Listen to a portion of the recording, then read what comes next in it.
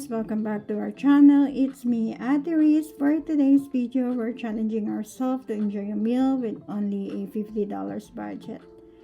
Originally, we were planning to eat out, but before we start, I just wanted to explain why this video doesn't have the original audio.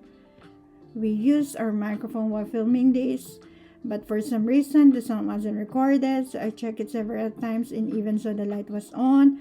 I'm not really sure what went wrong. Because of that, I have to do the voiceover for this video. So bear with me guys, as this is my first time to do voiceover. So like what I said, we were about to eat out, but Kuya Dan suggested that we just buy our ingredient from Cole instead. So I told him I didn't want to cook, but he insisted and said he will do all the cooking himself. Sabi mo yan ah.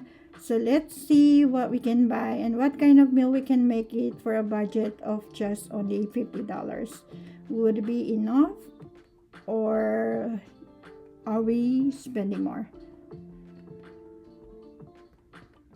So ayan nga guys, it's around 6:23 p.m. na lumabas kami from the house. Normally, ang driving dito from the house to the supermarket is only 2 minutes lang. Pero maraming sasakyan ngayon sa labas, medyo maraming tao. So I'm not so sure why. I think because it's a payday. Anyway, yeah, so it's around, I think umabot din kami ng around 4 minutes drive from the house to the supermarket. So before, nung wala pang mga bagong development dito sa my area, usually on driving before you go to reach like the supermarket, you have to drive around like 10 to 15 minutes. Pero ngayon, dito sa my area namin, sa marami ng tinatayong bahay, like you can see here, so meron na rin silang mga development. So pag nagtayo sila ng mga houses, kasunod na yung plan for the supermarket. And also, plan na rin for school. And always naglalagay din sila ng mga recreations area, which is yun yung maganda dito sa Australia. So get back to the topic. So ayan nga, nag-drive kami, and this is the new mall here. So before, yung bilihan, yung grocery, it's like supermarket lang talaga. So ang mabibili mo lang like food. But now here, may nilagay na rin sa amin mga kainan. So marami na rin kainan dito, pharmacies, meron na rin clinics, so which is good. So dun sa previous house namin, meron ng supermarket. Pero sa area, hindi naman na gaanong kalapit after the pandemic. Nilagyan na rin nila around like 15 meters away. Meron na rin meron na ring mall. So hindi mo na kailangan mag-drive far para lang mag-grocery. So ayan nga, samahan nyo kami. So we're starting to test kung kaya ba namin ma-reach yung $50. The reason is like, kasi nga, every time na pumupunta ako sa supermarket, pag may nakita akong mga sale, half price, binibili ko na yan. But now, since na malapit na yung supermarket sa amin, sabi ni Kuya Dan, mas better na nabilin lang namin yung kailangan namin para hindi nasasayang at nasisira. Kasi minsan naiimbak lang dun sa aming pantry, and then nai-expire na hindi pa namin nagamit. So sabi niya, bilin lang namin yung kailangan. So, okay. Come with us.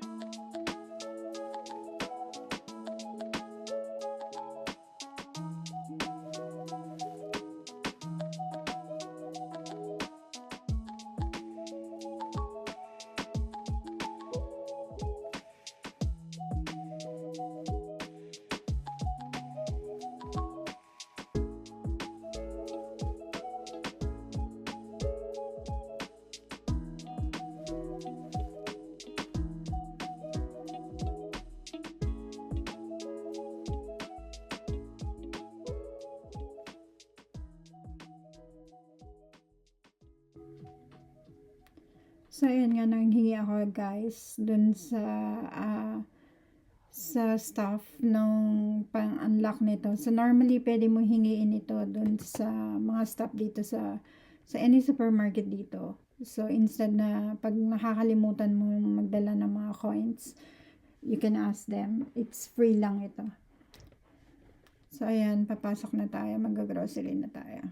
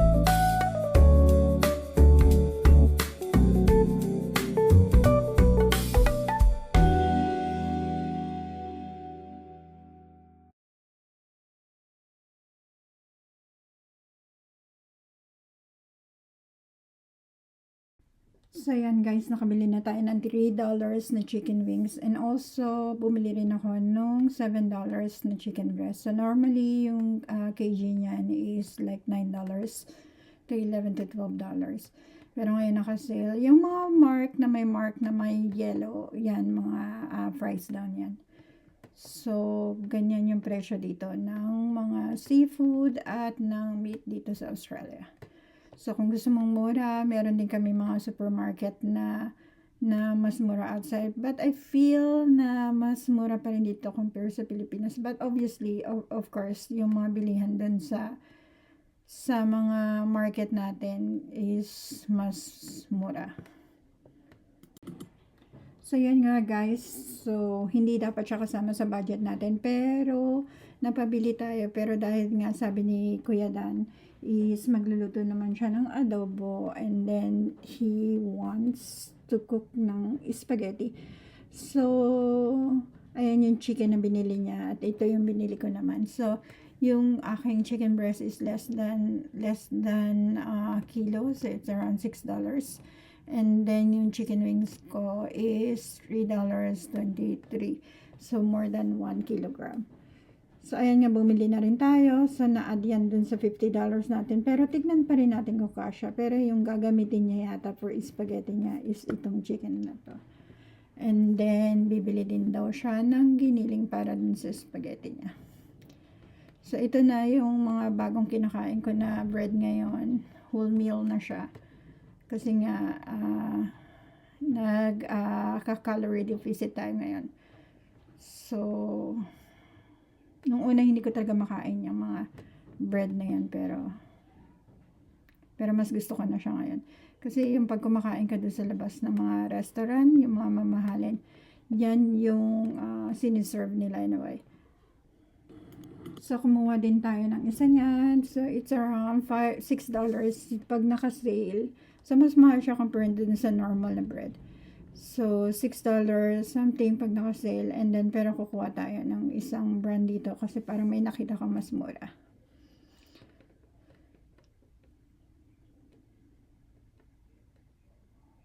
So, itong Wonder, ito yung parang masarap na choices mo for tasty, tawag dito sa atin. Dito is a bread slice. So, ito yung kinuha ko. I think it's a Coles brand, yeah. Yeah, it's a whole meal. So, it's around $4 lang yung price niya. So, nakatipid tayo at least ng $2. And ayan nga, bumili rin siya ng pasta sauce niya. Siya, gusto niyang ginagamit yung, yung sour na pasta sauce. Ako naman gusto ko yung matamis na pasta sauce, which is yung mga Filipino spaghetti sauce. Pero dahil siya yung magluluto, wala tayong magagawa. Pero masarap yung spaghetti niya at masarap yung adobo niya. Kaya naman, yan lang yung dalawang makuka tsaka steak.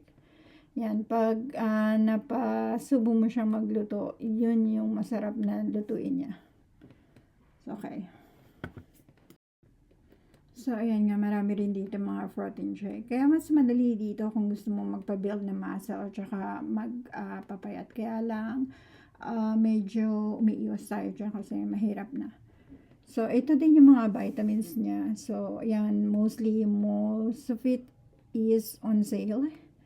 So, parang feeling ko mahal pa rin. Pero, before kasi mabibili mo lang siya ng $10. Or, you can check sa Chemist Warehouse, ating mas mura. So, ayan yung mga gummies, vitamins niya. Ayan.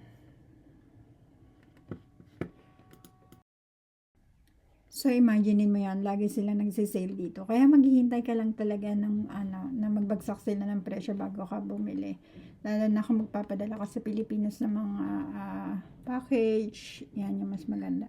So, even yung mga copy nila, ayan, nakita mo. More than half. Yung some are like half price. So, this one is mostly like half price. I'm not so sure magkano ito sa Pilipinas or kung meron ba ito sa Pilipinas. Ayan. Tapos, ito yung mga syrup na ginagamit sa coffee. I'm not so sure kung alam niyo ito, pero, ayan. Para siyang, siya yung sugar flavor for coffee. So, marami nito ginagamit usually sa Starbucks. I think uso na rin to sa matagal lang uso pala sa Pilipinas. Kaya lang hindi tayo aware kasi hindi naman tayo mahilig mag-coffee. So, ito yung mga tea. Ay, mga coffee. Tignan mo nga price siya, 44 pa rin. Ay, mga seeds. Tama ba? Okay. Yan, mga tea. So, $6, around $1.50 ito. Yung per box. So, around $40 pesos. 40 pesos. So, ayan, marami siyang mga klase ng, ito yung metabolism na iniinom ko ngayon. Galing yung kay Trish binigay sa akin. So, I like yung lasa niya. But the thing, so, ito naman yung mga milk niya. So, honey milk. Ito yung mga chocolate. So, naka-sale din siya. Dati nabibili mo lang yung mga bar na maliliit na mini chocolate. Pag nag-sale siya, it's around $1 lang. Ayan, medyo mahal na rin. Talagang everything yata tumaas. Si Kuya Dan na lang ang hindi.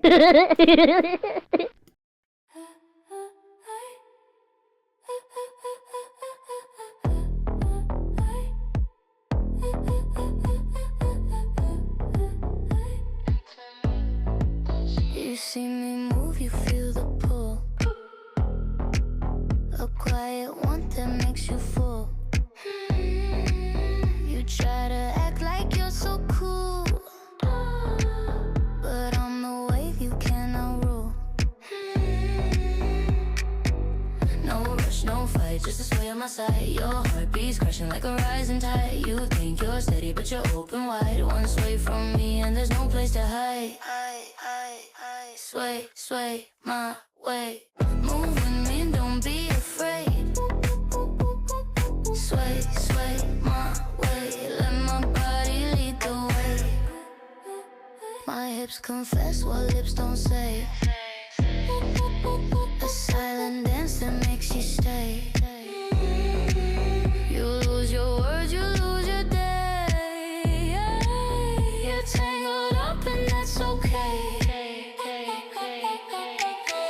No rush, no fight, just a sway on my side. Your heartbeat's crashing like a rising tide. You think you're steady, but you're open wide. One sway from me, and there's no place to hide. Sway, sway my way. Move with me, don't be afraid. Sway, sway my way. Let my body lead the way. Move with me, don't be afraid.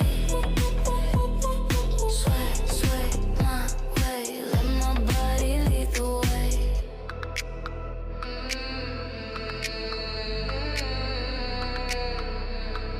Let my body lead the way. Every breath you take is chasing mine.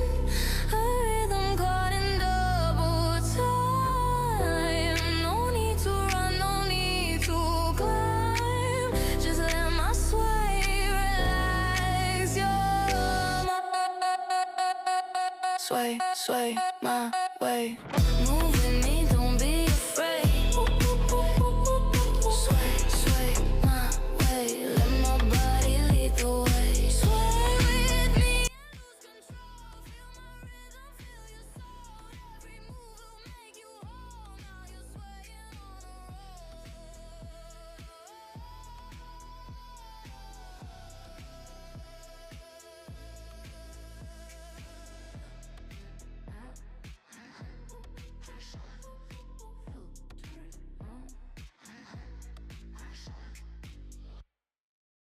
So, ayan nga guys, magbabayad na kami. This is the moment. So, titignan natin. Ayan, nagpasingit pa si ate ng ice cream. So, dapat hindi yan kasali sa budget namin. Nagpabili pa siya ng ice cream niya. So, titignan natin ngayon kung magkano yung aabutin ng pinamili natin. So, ayan, sumingit din ako ng kasalanan. So, budget natin, yung lulutuin niya ngayon is adobong chicken and also spaghetti. And then we also have like sliced bread para dun sa ating spaghetti. Pero hindi ako pwedeng kumain ng spaghetti dahil nga carb yun. So, ayan, nakabili tayo ng chicken breast, and then chicken wings, and then one whole chicken, and then drinks, sliced bread, yung tomato sauce niya. So, at least, yung 40, siguro kung kakain kami sa labas, aabot kami ng around $50 plus. Kasi nga, yung meal, but 2020 so 40. Normally, hindi naman kami nag-order ng drinks outside kasi nga mahal yung drinks. Parang, ano na rin siya, parang food na rin siya. Kaya, yun yung sabi ni ate, wag kami mag-order ng water, ay ng anuman drinks sa labas para daw ano. Pero pagkasama namin sila, nauna pa sila umorder sa drinks kasi alam nila kami yung magbabayad. Pero ayan nga, so, ito yung total. So, $52 to, dahil may siningit pa siya na $6 na ice cream. So, it means yung budget namin is less than $50. So, umabot kami sa budget namin. Yay! Diba? So, yun nga lang, magluluto siya. pag-uwi. Okay guys, this is it. This is for our video for today. Hope you like it. So please like, subscribe, and share our video for more content. Thank you. Bye.